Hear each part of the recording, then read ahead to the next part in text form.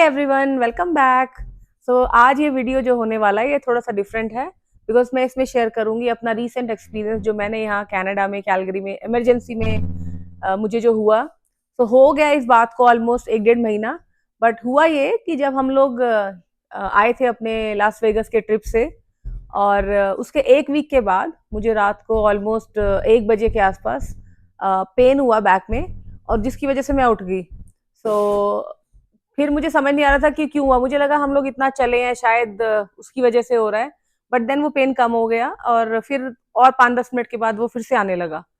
तो जब वो दोबारा आया तो we were kind of sure कि ये क्या हो सकता है बिकॉज सिमिलर एक्सपीरियंस दीपक को हो चुका है पास्ट में जिसके बारे में मैं आगे बात करूंगी। तो फिर हमें पता था कि ये किडनी स्टोन का ही इशू हो सकता है। जब सेकेंड टाइम हुआ तो तब उस टाइम में हमको था कि now we have to go to emergency और अब हम नहीं रुक सकते। तो हम लोग फिर रात को निकले माही को लेके और सबसे पहले हम अपने घर के जो सबसे पास है साउथ कैलगरी हेल्थ सेंटर उसमें गए। बट जाके देखा कि वो बंद है क्योंकि रिसेंटली ऑलमोस्ट 1 साल पहले उसको रात को 10 बजे के बाद से इमरजेंसी उसमें बंद कर दिया है। तो हमको याद नहीं रहा। फिर हम एक और में गए, वो है साउथ हेल्थ कैंपस। उस हॉस्पिटल में गए और जाके वही वॉक इन में थे हम लोग। तो उस दिन आई डोंट नो किस्मत अच्छी थी या क्या था, बहुत ज्यादा लोग नहीं थे उधर, भीड़ नहीं थी। और मैंने जाते ही उनको बताया कि मतलब मुझे पेन हो रहा है और पेन तब तक काफी बढ़ चुका था मुझे क्योंकि जाने में हम लोगों को ऑलमोस्ट 30-40 मिनट हो चुका था क्योंकि एक जगह गए फिर वहां से हम दूसरी जगह गए। इतने में मुझे पेन काफी बढ़ चुका था और मुझे वही फीलिंग आ रही थी कि पेन ज्यादा था। तो मुझे ऐसा लग रहा था कि मुझे नौजिया वॉमिटिंग भी लग रहा था कि शायद मुझे कभी भी वॉमिटिंग भी आ सकती है। तो वहां जाके मैंने उनको बताया तो जाते ही उन्होंने मुझे सबसे पहले 4 पेन किलर्स दिए जिनसे मुझे कुछ कुछ भी ऐसा इम्पैक्ट हुआ नहीं था और पेन बढ़ता ही जा रहा था। फिर उन्होंने मुझे बिठा दिया कि अब आप बैठो, वेट करो आपकी बारी में। पर उस वेटिंग रूम में ज्यादा लोग नहीं थे और मुझे पेन बढ़ रहा था और मुझे लग रहा था वॉमिटिंग आ रही है। तो इसकी वजह से मैं वॉशरूम जैसे गई तो वहां जाके तो और बढ़ गया मुझे पेन और इतना बढ़ गया कि मैं लिटरली वॉशरूम में मतलब बैठ के रोने वाली स्टेट में थी। तो वहां पे इनफैक्ट जो वो एक क्लीनर होता है उसने आके मुझे पूछा भी कि एम आई फाइन और व्हाट, इतना ज्यादा पेन है। तो शायद मेरी कंडीशन इतनी खराब थी ये देख के उन्होंने मुझे जल्दी से अंदर रूम में बुला लिया। तो उस रूम में जाने के बाद इट वाज वेरी फास्ट।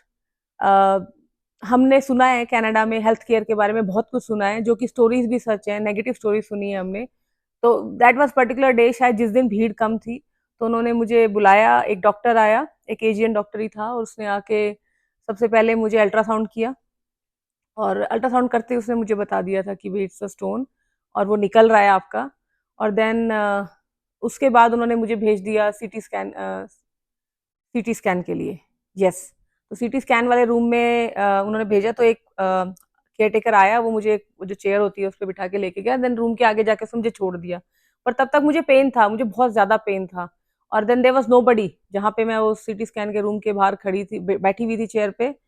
और मुझे हाथ में दे दिया उसने एक बाउल कि अगर आपको वॉमिटिंग आएगी तो आप इसका यूज कर लेना। बट देन मुझे मुझे उस चेयर पे भी नहीं बैठा जा रहा था। I was in a situation कि मुझे लग रहा था that I should lie down on the floor क्योंकि मैं बैठ नहीं पा रही थी। तो ये सब 10 मिनट मैंने वेट किया क्योंकि और लोगों का भी सीटी स्कैन हो रहा था। और 10 मिनट के बाद वो जो ऑपरेटर था सीटी स्कैन वाला वो आया और उसने आके मुझे अंदर रूम में लेके गया और स्कैन किया। और देन उसके बाद इतनी देर में जब मैं वापस आई हूँ तो उन्होंने जो मुझे रूम दिया था वो रूम बस मुझे लिटरली 2 या 3 मिनट्स के लिए दिया था। उसके बाद वो रूम फिर किसी और को दे दिया था और मुझे बाहर वो जो चेयर पे बिठाया हुआ था वो चेयर रिक्लाइनिंग टाइप की मेडिकल चेयर जो होती है वो थी। और जब कंफर्म हो गया था डॉक्टर ने आके मुझे वो पेपर दिया और बोला कि आपको स्टोन है, 3 mm का स्टोन है and it's on it's way out और निकल जाएगा ये बाहर मोस्ट प्रोबेबली। बट देन जैसे उनको कंफर्म हुआ उन्होंने मुझे उसके बाद आईवी के अंदर मेडिसिन दी, हाइड्रोमॉर्फिन। तो उन्होंने पता नहीं कैसी डोज मुझे दी और उसके बाद जैसे as soon as it entered into my blood stream within seconds मुझे ऐसा लगा कि I am not feeling anything, मुझे कोई भी पेन नहीं था विद इन अ सेकेंड। इतना स्ट्रांग डोज था और मुझे लग रहा था मेरा बॉडी का जो बीपी है वो लो हो गया एकदम से। मैंने डॉक्टर को पूछा भी कि मुझे एकदम से इतना ज्यादा फील हो रहा है। देन नर्स ने मुझे बताया कि शायद आपको ये बॉडी की डोसेज ज्यादा होगी आपकी बॉडी के लिए, बट आपका पेन बहुत ज्यादा था तो आपको शायद इसलिए ये डोज ज्यादा देनी पड़ी हमको। मतलब उसके बाद कि मैं वीडियोस डालूंगी उससे पहले मैं कोई भी वीडियो रिकॉर्ड नहीं कर पाई बिकॉज ऑफ कोर्स उस जिस सिचुएशन में मैं थी पेन के, आप you can not think of recording. But जब मुझे पेन कम हो गया तब उसके बाद मैंने एक दो अपने वीडियोस लिए थे, I post in the end. तो वो हुआ, देन उसके बाद उन्होंने मुझे बोला कि now you are good to go home. तो बस फिर मैंने थोड़ी देर और वेट किया वहाँ पे, और फिर तब तक दीपक जो है वो वेट ही कर रहा था बाहर, माही भी हमारे साथ थी। तो उसके बाद हम घर वापस आ गए। So the thing which I wanted to talk here mainly about is the medical system। क्या डिफरेंस है यहाँ के मेडिकल सिस्टम में, या फिर जो हम इंडिया में एक्सपीरियंस करते हैं, या फिर इससे पहले हम लोग सेम यूएस में एक्सपीरियंस कर चुके हैं, क्या डिफरेंस है इन 3 कंट्रीज में। सो आई टेल यू कि सेम दीपक को हो चुका है किडनी स्टोन जब हम लोग यूएस में थे, और हम लोग प्लान कर रहे थे यूएस से कनाडा शिफ्ट होने का, and we were almost ready कि अब हमारी फ्लाइट टिकट्स बुक हो चुकी हैं और सब कुछ। ये कोविड टाइम था, कोविड पीक था ये बिल्कुल उस टाइम में, तब उसको स्टोन हुआ था। एंड देन वही एकदम से हुआ उसको रात को पेन, वही और तब हमें पता नहीं था कि ये क्या हो रहा है, क्योंकि पहली बार उसको हुआ था। एंड देन उसको उसका एक फ्रेंड लेके गया था हॉस्पिटल में, और वहां पे जाके उन्होंने वही किया, उसका अल्ट्रासाउंड किया, और अल्ट्रासाउंड और आई थिंक उन्होंने यूरिन टेस्ट भी किया था वहां पे, यहाँ तो नहीं किया। तो ये 2 टेस्ट करके उन्होंने बता दिया था कि स्टोन है। उसका थोड़ा बड़ा स्टोन था, और फिर उन्होंने बोला था कि आप कोई ड्रिंक्स वगैरह लो और ये निकलेगा बाहर। उसका भी निकल गया था, बट वो काफी लंबे टाइम बाद निकला था। अ, तो क्या हुआ था, जो डिफरेंस हमने लगा कि वहां पे उस टाइम में तो डॉक्टर डेफिनेटली आपको चलो चेक कर लिया जो भी था, बट जो हमने डिफरेंस देखा कि उसके बाद जो उसका वहाँ मेडिकल बिल आया था, मुझे पूरे फिगर्स याद नहीं है, यूएस में उसका मेडिकल बिल था इस अल्ट्रासाउंड को करने के और ये इमरजेंसी में उसको ट्रीट करने के अराउंड $2500। और कनाडा में जो था इट वाज ऑल फ्री। तो अगर मनी के हिसाब से हम बात करें तो कनाडा में आपको नहीं पे करना होता, और ऊपर से जो डॉक्टर ने मुझे मेडिसिन दिए थे वो एम्प्लॉयर से इंश्योरेंस होता है, तो वो मिल गए थे। बट अगर मैं यूएस के अपसाइड की बात करूं तो वहां पे थोड़ा सा फास्ट आपको ट्रीट कर लेते हैं। तो अगर कॉस्ट वाइज मैं बात करूं तो कॉस्ट वाइज हमें यहाँ पे कुछ भी पैसा नहीं पे करना पड़ा, because of course medical is free, but there are lot of down sides जिसकी बातें मैं अभी बताऊंगी। सो यूएस में अराउंड हमको $2500 सिर्फ विद इन वो 2-3 आवर्स का जो था टाइम, एक अल्ट्रासाउंड और एक वो डॉक्टर के साथ उसका जो एक जो अपॉइंटमेंट सा हुआ था इमरजेंसी में, उसका इतना ज्यादा बिल आ गया था। और इंडिया में तो आपको पता है कि अगर आप जाते हो ऐसे किसी केस में इमरजेंसी में, तो डिपेंडिंग ऑन द हॉस्पिटल, आप कितने बड़े हॉस्पिटल में जा रहे हो आपका बिल उसके हिसाब से आता है। अगर आप गवर्नमेंट हॉस्पिटल में जा रहे हो, जो कि डेफिनेटली अगर वहां भी लाइंस बहुत लंबी होती हैं, वहां पे वेटिंग पीरियड बहुत लंबा होता है, ये सब हमें बातें पता है। बट अगर गवर्नमेंट हॉस्पिटल में गए हो तो बिल आपका कुछ नहीं आएगा, बहुत मिनिमल आएगा। बट आपके वही वही वही प्रॉब्लम्स आते हैं कि वेटिंग पीरियड, और फिर वहां पे हाइजीन और वो सब कंडीशंस भी ज्यादा अच्छे नहीं होते बहुत सारे हॉस्पिटल में। और प्राइवेट में तो देन हर रेंज के हैं, एक लो लेवल से लेके और मतलब एक 5 स्टार काइंड के जो हॉस्पिटल्स होते हैं वो सब हैं, तो उसके हिसाब से बिल आता है आपका। तो first thing is this money, जो कि हमें नहीं लगा यहाँ पे। But then second thing, most important thing जो मुझे लगती है यहाँ पे, वेटिंग पीरियड। सो इससे पहले भी एक बार मैं जा चुकी हूँ इमरजेंसी में, but that was for some other reason, but वो इतना सीरियस कंसर्न नहीं था।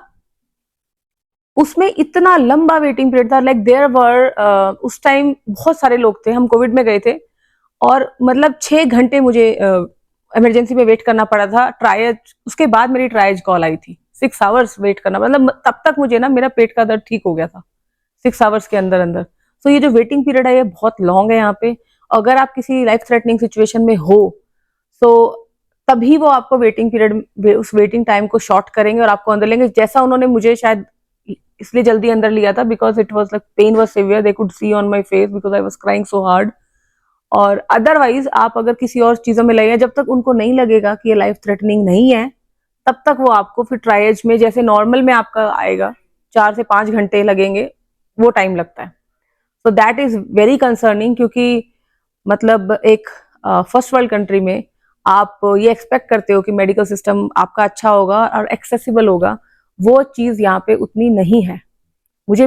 और सेकंड जो कंसर्निंग पॉइंट है वो जो मुझे लगा वो ये कि जब डॉक्टर ने मुझे वो किया, रिलीज किया, तो उन्होंने मुझे बोला था कि अगर दोबारा पेन होता है, जो कि किडनी स्टोन के केस में दोबारा भी होता है बिकॉज स्टोन को निकलने में टाइम लगता है, तो दोबारा भी हो सकता है, तो आप उस टाइम में फिर एक और हॉस्पिटल बोला उसके इमरजेंसी में जाओ, बिकॉज वहां पे यूरोलॉजिस्ट है स्पेशलिस्ट, उस इस हॉस्पिटल में नहीं है।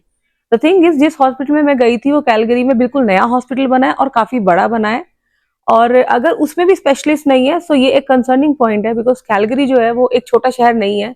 It's I think the third और the fourth largest city in Canada.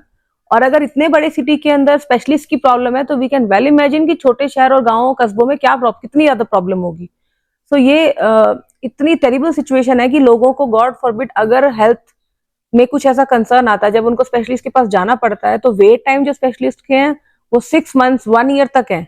तब जाके आपको कॉल आता है उनका कि yes we can book an appointment. तो आप 1 साल तो पहले वेट करोगे, फिर अपॉइंटमेंट बुक करने के बाद जितना उनके पास जो भी based on which doctor which specialist, वो आपको एक अपनी मीटिंग अपॉइंटमेंट देंगे. उसके बाद भी वो आपको फर्दर जो टेस्ट करने को देंगे. तो वो इतना लंबा वेट पीरियड रहता है कि लोगों की जो प्रॉब्लम है वो बहुत ज्यादा बढ़ जाती है, तो वो ट्रीटमेंट हो नहीं पाता है. और इसमें हमने काफी सारी बैड स्टोरीज और सैड स्टोरीज भी सुनी है लोगों की. एक तो मेरे ऑफिस में ही सुनी थी मैंने, so I will not discuss that in detail, but वो बहुत ज्यादा मतलब लोग फिर अफोर्ड, मतलब even if this is free, लोगों को मिल ही नहीं पाता, तो वो फ्री का भी ऐसा क्या फायदा है जो आपको मिल ही नहीं पा रहा. सो ये एक बहुत ही बड़ा कंसर्निंग पॉइंट है जो आई डोंट नो कब एड्रेस होगा. सो आई थिंक बिकॉज ये कंडीशन इतनी खराब क्यों है, इसके बहुत सारे रीजंस है कनाडा में, बट 2-3 रीजन मैं थोड़ा डिस्कस करना चाहती हूँ, क्योंकि वो रिलेटेड टू थोड़ा इमिग्रेंट्स भी हैं. सो द प्रॉब्लम इज, जो यहाँ पे मेडिकल सिस्टम की जो एजुकेशन है वो इतनी, जैसे अगर जो भी बच्चे ऑप्ट करते हैं, इतनी ज्यादा एक्सपेंसिव है वो, कि first of all normal parents के लिए, नॉर्मल मिडिल क्लास फैमिलीज के लिए उसको अफोर्ड करना बहुत मुश्किल है. अगर बच्चा बहुत पैशनेट है, पेरेंट्स समहाउ अपने आप को स्ट्रेच करते हैं, इट्स वेरी टफ, इतना ज्यादा एक्सपेंसिव है. सो इसीलिए बच्चे ज्यादा उसको ऑप्ट नहीं कर पाते हैं, क्योंकि nobody can afford this level of high education. इसके अलावा भी नॉट ओनली फीस, जो उनका पूरा टेन्योर है एजुकेशन का, वैसे भी मेडिकल का काफी लंबा होता है, आई थिंक हर कंट्री में होता है, बट यहाँ तो उससे भी ज्यादा है. सो बच्चे को पहले तो आई थिंक, जो मुझे पता है, हाई स्कूल के बाद कुछ ग्रेजुएशन करना पड़ता है, उसके बाद वो मेडिकल के लिए एलिजिबल होते हैं, फिर मेडिकल की पढ़ाई करते हैं, फिर उसके बाद मेडिकल में स्पेशलाइजेशन ले जाते हैं. तो मतलब बहुत ज्यादा उनको टाइम पढ़ना पड़ता है, तो जो हाईली डिस्करेजिंग हो जाता है कुछ बच्चों के लिए. तो इतना लंबा पढ़ना हर कोई नहीं सोचता कि वो अपनी लाइफ में इतने आगे तक पढ़ेंगे.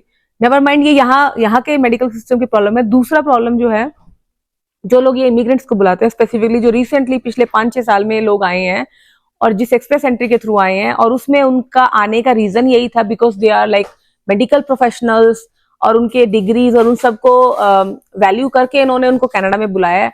But the sad part is, बुलाने के बाद जब वो लोग उसको इक्वलेंस करते हैं कि जिस भी कंट्री से वो मेडिकल करके आए हैं, और यहाँ पे आके उनको इक्वलेंट करना पड़ता है आपके एजुकेशन को, तो वो इक्वलेंस के एग्जाम्स अब वो सभी बहुत लंबे हैं. तो जो हमें पता चला है कि उनको ऑलमोस्ट सेम पढ़ना पड़ जाता है जो अपने बैक कंट्री में पढ़े होते हैं.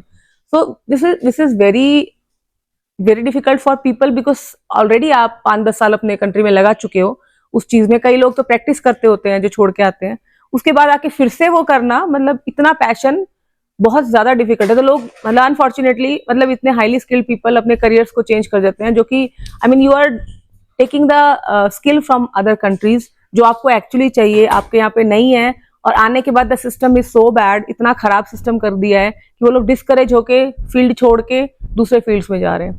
सो ये बहुत बड़ा कंसर्निंग पॉइंट है, और ये इतना बड़ा कंसर्निंग पॉइंट है, इवन पॉलिटिकल लीडर्स है यहाँ पे इसके बारे में बातें करते हैं.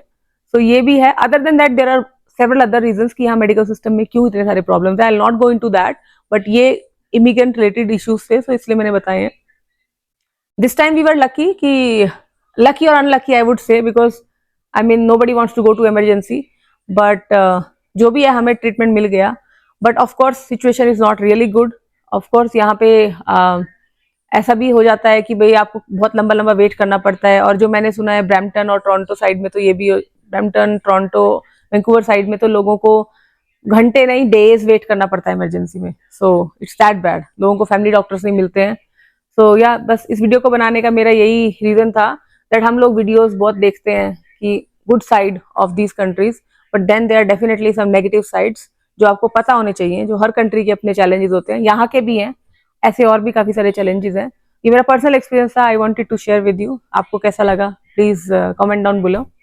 सो thank you everyone, and then keep watching my videos. I'll meet you in next video. Thank you. Bye bye.